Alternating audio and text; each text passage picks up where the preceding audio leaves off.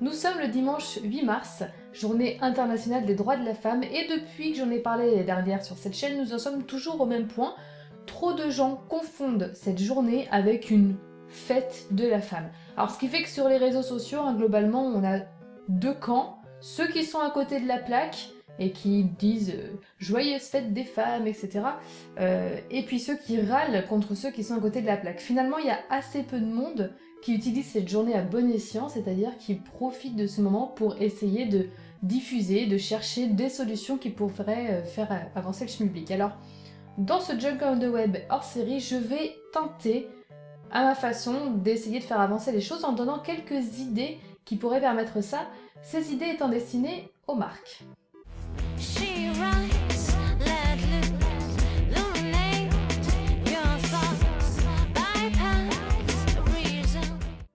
Pourquoi les marques, me direz-vous? Eh bien parce que ces entreprises qui touchent directement les consommateurs, qui ont pignon sur rue, sont quand même super douées dans le genre « nous n'avons rien pigé à l'objectif de cette journée » et comme on a un pouvoir de diffusion énorme, ça se voit un peu beaucoup. Et ces boîtes justement qui ont un pouvoir de diffusion énorme, qui ont la possibilité de faire passer un message à la masse, qui ont une visibilité que peu d'entreprises ont, eh bien elles voient encore cette journée comme une opération marketing au même titre que la fête des mères ou que la Saint-Valentin. Alors ça va de trop bien chez Lidl, ils m'ont offert une rose pour la journée de la femme. Ah, t'as vu chez Etam, pour un soutif acheté, t'as un slip offert grâce à la journée de la femme, trop bueno.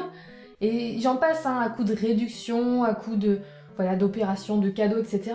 Et je sais pas pour vous, mais pour moi ça sonne un petit peu comme si on me disait « Félicitations, vous aviez une chance sur deux de naître en tant que gonzesse et vous avez gagné ». On décide pas d'être une femme, donc je comprends pas pourquoi est-ce qu'on doit avoir des cadeaux pour ça. C'est pas quelque chose qu'on a choisi. Pour moi, c'est exactement comme s'il y avait, je sais pas moi, une fête des rousses ou une fête des blonds. Vous voyez, ce genre de choses. On est né comme ça. Pourquoi est-ce qu'on nous fait des cadeaux pour ça? On ne l'a pas mérité. Et en plus, ça détourne complètement le message. Et au final, c'est plus ça qui me gêne que le fait qu'il y ait de la récupération commerciale. Je veux dire, à notre époque, dans notre société où nous-mêmes, nous consommons beaucoup, soit il faut tout de suite décider de se battre contre le capitalisme, ou alors il faut peut-être commencer par se battre pour des choses qui concernent l'humain, qui sont peut-être plus atteignables, et voilà, qui vont concerner les gens au lieu de concerner l'argent. Voilà. Donc en partant de là, quitte à ce que les marques fassent de la récupération de la journée internationale des droits de la femme, et non pas de la journée de la femme encore une fois, elles pourraient au moins faire quelque chose d'utile, ce qui en plus serait certainement beaucoup plus avantageux pour eux en termes d'image. Donc j'ai essayé de trouver quelques idées, je suis pas allée les chercher loin, ce sont des choses qui ont déjà été faites pour d'autres causes, mais qui s'appliqueraient très bien à cette journée en particulier. Par exemple, au lieu d'offrir des roses ou des petites peluches mignonnes fabriquées par une enfant de 8 ans au Bangladesh, pourquoi est-ce que des enseignes ne décoteraient pas un petit fabricant français de, je sais pas, de n'importe quoi, pour trouver un petit objet mignon, ou sympa, ou utile, enfin quelque chose de pas trop cher, et le vendrait à l'occasion de la journée des droits de la femme, dans les journées qui sont autour, et toute la marge, tous les bénéfices seraient reversés à une association qui aide les femmes battues, par exemple.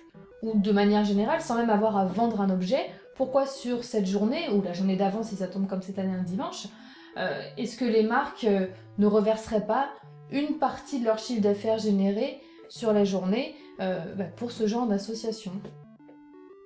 C'est tout simple comme idée. Bien sûr, elles pourraient le faire savoir, elles font de l'affichage aujourd'hui pour la journée de la femme, donc elles peuvent très bien faire le même affichage en expliquant ce qu'elles vont faire. En plus, ce serait meilleur pour leur image et je suis persuadée que les consommateurs auraient d'autant plus envie de consommer ce jour-là en sachant ça, en disant qu'ils seront aussi utiles, et donc tout le monde est gagnant. Et en plus, je pense qu'on garde en mémoire une image de la boîte beaucoup plus positive que juste parce qu'elle nous a filé une rose. L'avantage aussi, c'est que ça peut très bien être mis en place par des petites boutiques indépendantes qui ne sont pas d'une franchise. Dans toutes les villes aujourd'hui, il y a certainement un autre commerçant qui fabrique des objets qui pourraient être sympas et faire des associations. Voilà, ça fait une petite action locale et qui a un impact.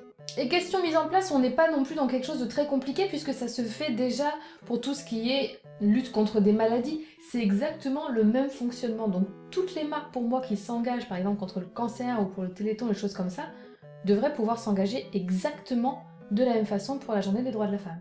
Autre idée, pour les marques qui ont les moyens d'avoir une diffusion à grande échelle, par exemple sur la télé, pour la Saint-Valentin, c'est Wilkinson qui avait fait une campagne que j'avais trouvée très bien foutue, même si je suis pas du tout pro Saint-Valentin, mais pendant le prime time, moi c'était sur TF1 que je regardais, je sais pas si ça a été diffusé sur d'autres chaînes, mais ils récoltaient des tweets, des messages d'amour laissés sur Twitter avec un certain hashtag, et pendant leurs affichages pub, ils en sélectionnaient, ils les diffusaient à l'antenne. Je trouvais que côté marketing, c'était vraiment une super idée. Pourquoi est-ce qu'aujourd'hui, une marque ne ferait pas la même chose, mais en diffusant peut-être des témoignages des différences de traitement encore entre les hommes et les femmes aujourd'hui, ou voilà, de façon à montrer aux gens pendant qu'ils sont devant leur télé, qui c'est pas forcément ce qu'ils attendent, mais leur mettre un petit peu le nez dans leur caca. Voilà, une marque qui s'associe à ça, je trouverais ça génial. Et alors ça peut être aussi sur autre chose que de la télé, hein, quelqu'un qui a les moyens, ça peut être sur certains sites, puisqu'il y a aujourd'hui des moyens et des lieux où on peut être vu facilement.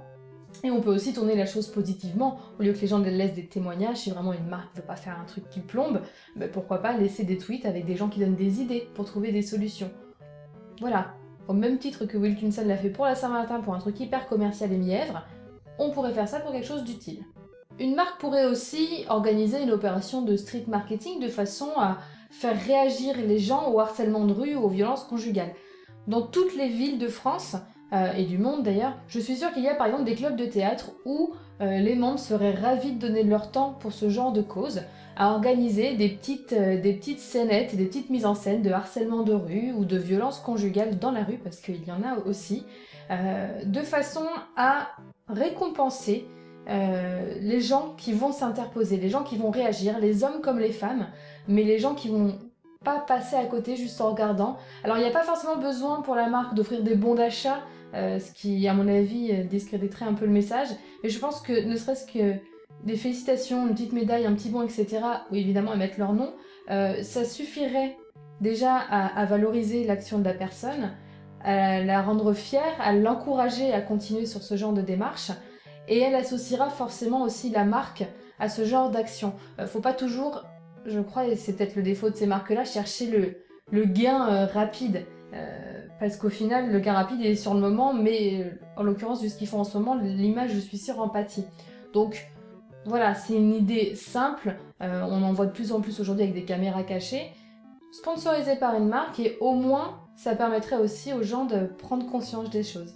Et enfin, il y a aussi certainement des choses à faire au sein des entreprises elles-mêmes, parce qu'il n'y a pas meilleur ambassadeur que ses propres employés.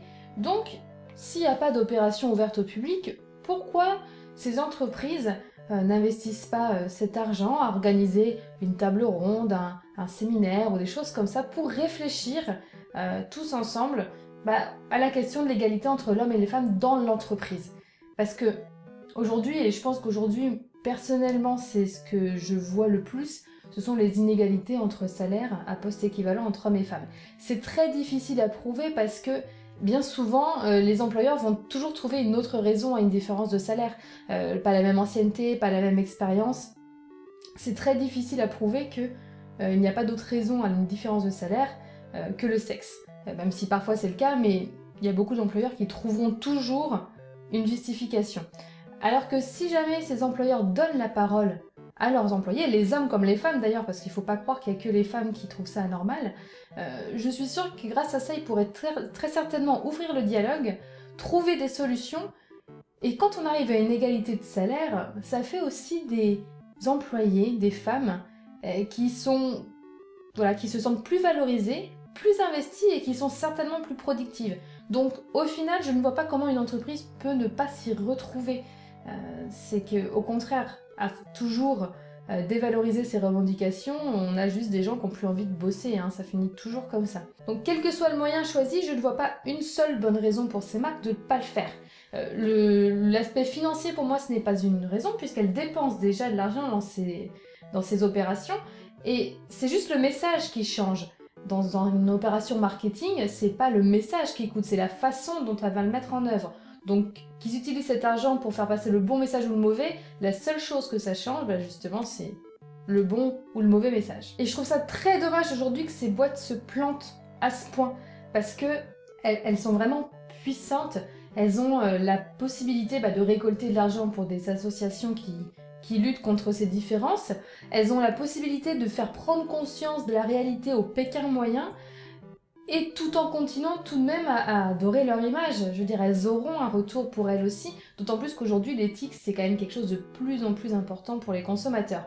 Donc tout le monde est gagnant. Alors je jette certainement une bouteille à la mer, j'ai conscience que c'est pas ma petite vidéo qui va changer les choses, mais ce que je vous encourage à faire, c'est à laisser aussi vos idées d'action, votre détournement d'actions déjà faites qui pourraient être utiles, et à partager la vidéo parce qu'on sait jamais, elle finira peut-être par tomber sur quelqu'un qui bosse dans le service marketing d'une de ces boîtes, ou tout simplement elle sera vue par d'autres gens qui auront cette initiative de donner des idées aux marques, parce que je crois que c'est toujours tous ensemble qu'on avance.